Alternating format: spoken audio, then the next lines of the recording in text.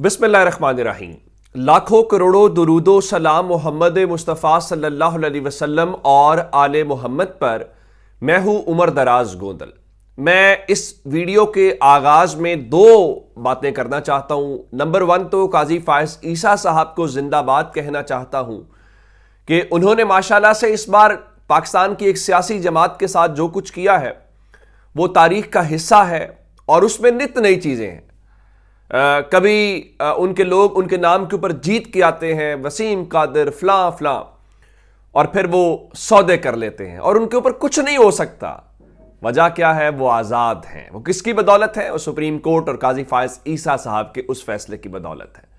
Number two, मैं जिस मामले के ऊपर बात करना चाहता हूं वो ये है कि देखिए, अवाम के ऐवानों में, अवाम की सतह के ऊपर तो पाकिस्तान तहरीक इंसाफ जीत गई और अवाम ने उनके हक में फैसला दे दिया। अवाम की अदालत में वो अपना केस सुरखरू हो गए लेकिन आइन कानून की मोशगाफियों में फंसी हुई अदालतों में अब वो हार रहे हैं। क्यों हार रहे हैं उसकी वजूहात बताता हूं। मैं आपको नंबर वन जो खबर देना चाहता हूं, इंतहाई इंपॉर्टेंट केस सुन्नी इत्तेहाद काउंसिल का जो पेशावर हाई कोर्ट में लगा हुआ है कि क्या पाकिस्तान तहरीक इंसाफ को या सुन्नी इत्तेहाद काउंसिल को मखसूस नशिस्तें मिलनी चाहिए या नहीं मिलनी चाहिए।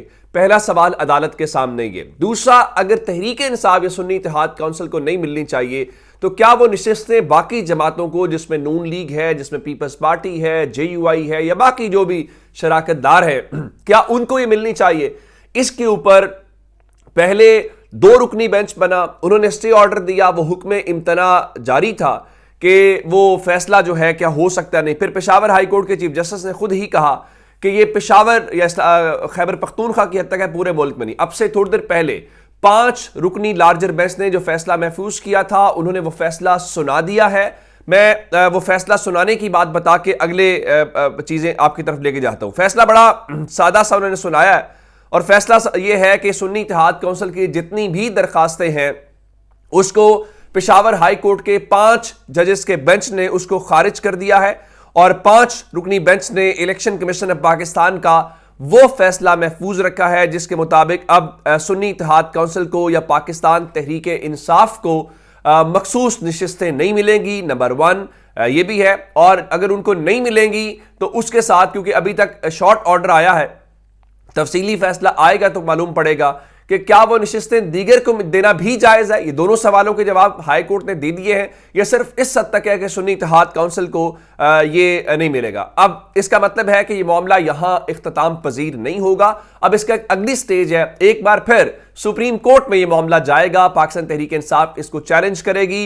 जैसे ही उनको ये रिटर्न ऑर्डर मिल जाएगा, तफसीली फैसला आ जाएगा, एक बार फिर काजी फायज ईसा साहब की अदालत के अंदर केस लगेगा। और आपको मैं एक बात याद कराऊं, जब जनवरी में केस लगा था, ऑन द रिकॉर्ड वो क्लिप मौजूद है। जस्टिस काजी फायज ईसा साहब को बैरिस्टर अली जफर साहब ने, जिन्होंने आज पेशावर हाई कोर्ट के सामने दलाइल दिए, उन्होंने कहा था हमारी मखसूस नशिस्तें छिन जाएंगी। कहा साहब ने कहा नहीं, ये बात अभी मैच्योर ही नहीं हुई, जब छिन गई तो आप चैलेंज कर दीजिएगा, हम उसको देख लेंगे। अब उस अदालत के सामने और उन्हीं काजी फायज ईसा साहब के सामने यह मामला जाएगा। अब जरा देखिएगा सवालात उठते किस तरह से हैं, किस तरह से पाकिस्तान तहरीक इंसाफ को उनकी मखसूस नशिस्तों से महरूम करके नून लीग को, पीपल्स पार्टी को, इन सब को 2/3 अक्सरियत, इसके पीछे अपनी बात याद रखनी है।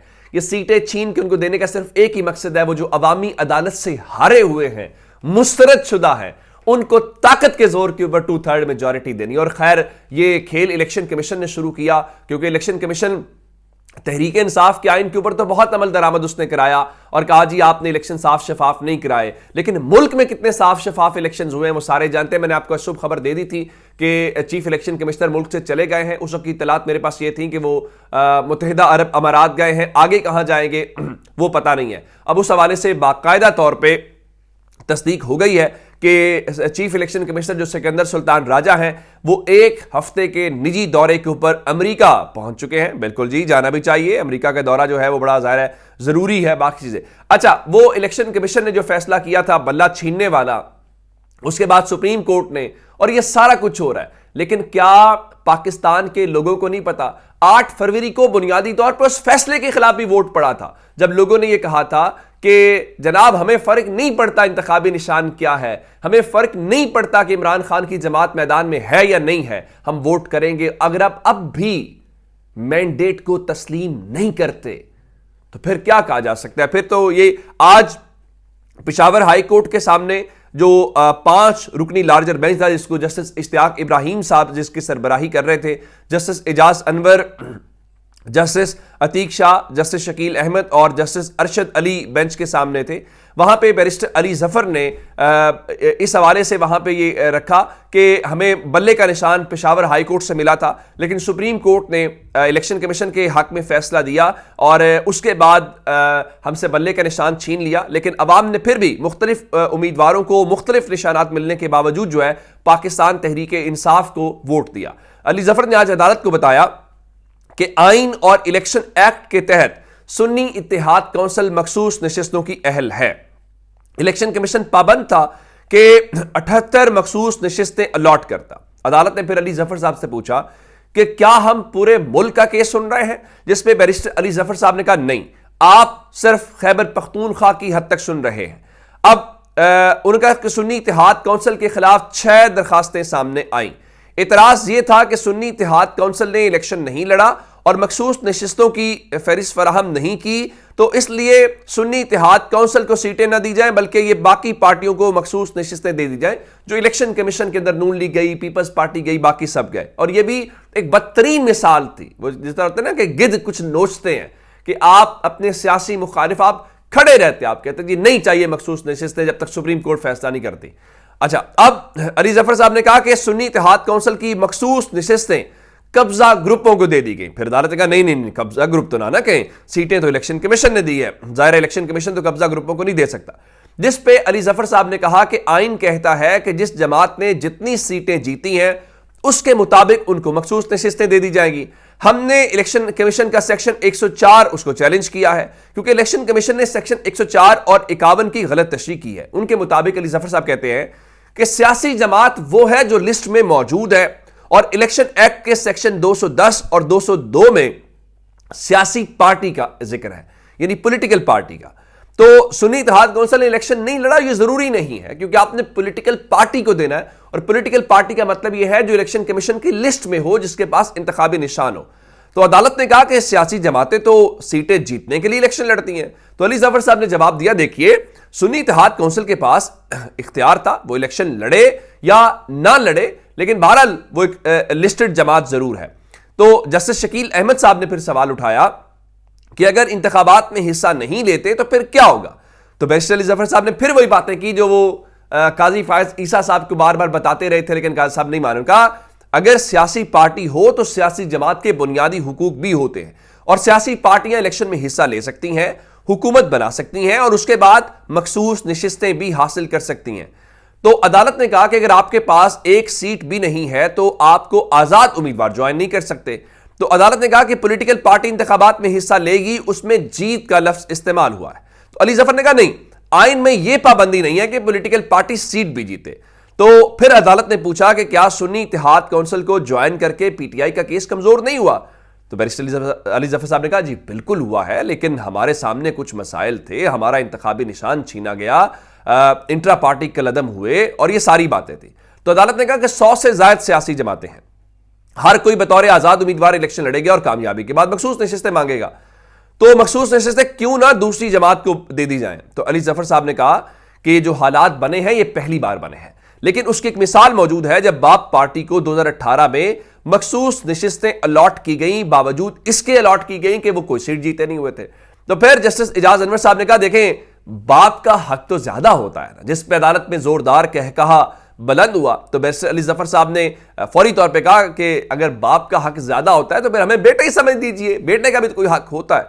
تو اس کے بعد علی ظفر صاحب نے پھر کہا کہ خیبر پختونخوا میں اکثریت کے باوجود کیسے ہمیں مخصوص نشستوں سے محروم رکھا جا سکتا ہے۔